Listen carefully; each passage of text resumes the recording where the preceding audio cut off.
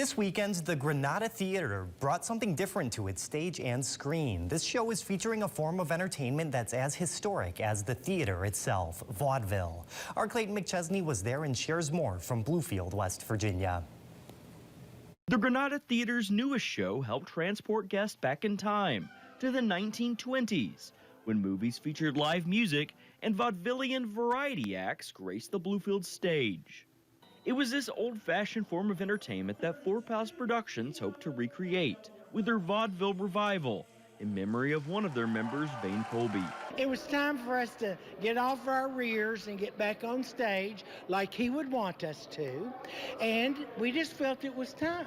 Variety is a staple of vaudeville, and this show kept that tradition alive, starting with the Laurel and Hardy silent film Liberty and moving to acts like dancing, singing, and much more. There were so many different acts, a lot of different acts. It was beautiful. Every one of them were great. There was a lot of different stuff.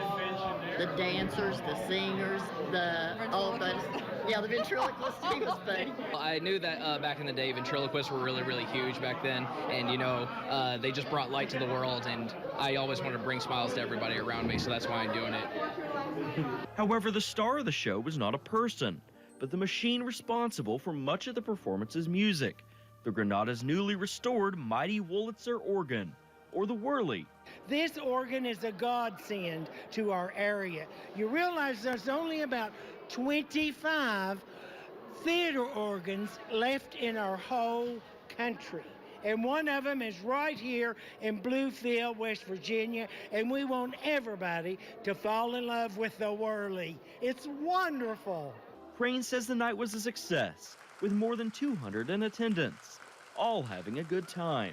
Despite the age of this form of entertainment, he says the uniqueness still connects with the modern audience.